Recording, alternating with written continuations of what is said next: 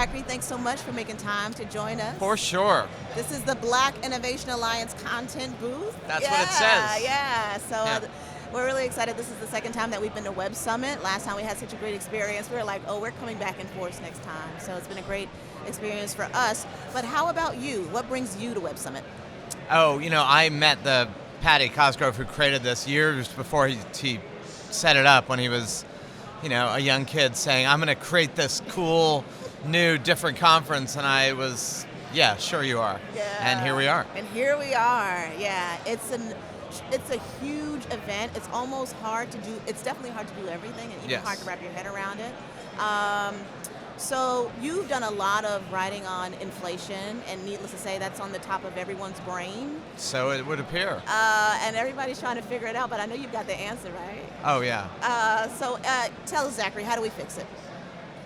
Remember, I'm just one guy with an opinion, and that part of the problem around this is that everybody talks as if they are, the oracular authority, and that I think there is a problem of the way the Federal Reserve and central banks are kind of going about it, because they're playing off of a very rigid script about here you have inflation and here's what you do about it, without, I think, recognizing just how weird the past couple of years have been in the greater scheme of things. We had a pandemic that started in March of 2020. The whole world sort of simultaneously shuts down in a way that's never happened before economically.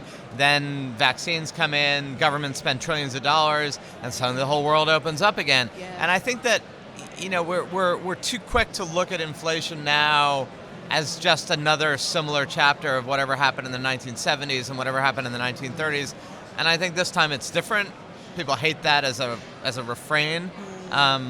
And that we should allow for the oddity of this moment before we react so strongly. It's almost like we've forgotten just how weird the past couple of years were. Yes. And you go in here and everybody's back to normal, but it's normal after an anomaly.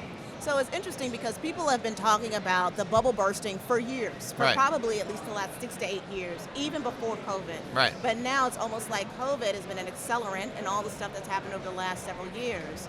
So is the burst happening? Are we about to see the bubble pop? Like, what is happening? Are we about to dip into a recession? I mean, look, in terms of like equities and startups and valuations, like that bubble's kind of burst. Yeah. I mean, it doesn't mean it won't fall further, but a lot of companies, a lot of public companies that were in this kind of heady moment, cloud and tech and AI and all this stuff, are down 60, 70, 80% this year. Now they're down off of an extraordinary high in 2021, but that's that's pretty much a bubble bursting. It wasn't worse than that in 2000, 2001. That's what you saw. So I just think we're kind of in a slow motion bursting bubble. And then what does that look like? And it looks like this.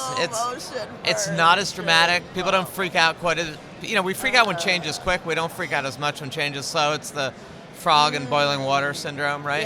Yeah. And yet things are remarkably stable. So does it look like any recession that we've had like in the past 30 years? I don't think so. It looks not completely enough. different. No, it might statistically look like a recession, but with pretty high employment levels, meaning not high unemployment, a lot of gig work, a lot of people opting out on their own for whatever reason. So I don't think this is going to look like what we're familiar with. And then you're going to have a lot of noise as people try to explain what's going on and make sense of it. And the way people make sense of it is they tell really simple stories about really complicated realities.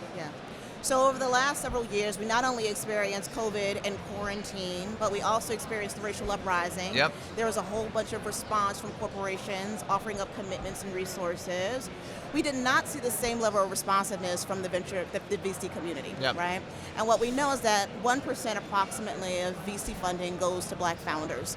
This conversation has been ongoing about the inequities there, but venture capital has been very slow to respond. How do we go about addressing the inequalities that we see in venture capital? Right. So first of all, a lot of what happened in 2000 after June of 2020 was a lot of rhetoric. So a lot of companies hired diversity consultants and they did equity and inclusion seminars and training. And were very rigorous and adamant about that. But I mean, look, in my personal opinion, rigorous and adamant words are much less interesting and often kind of counterproductive versus action. Amen, brother. And there's not a lot of action, there's a lot of words. And a lot of the words are, I think kind of silly. A lot of the actions are not taken. And I think there it's, a lot of VCs and a lot of people will say, well, we're not getting the inputs, so it's not us. I think this is one of these areas where you have to kind of look for the inputs and make an effort, because there's a lot of passion amongst a whole diverse set of people that is out there, and so you just basically have to set up your shingle and say, we want your ideas, we really want, your ideas if you're black, if you're Asian, if you're whatever, and we're open to that, and I don't think that's what's going on. Yeah. There's kind of a passive, yeah, we can't find them. It's just about a lot of young white guys, so that's who we're funding. Yeah, and that's all we see.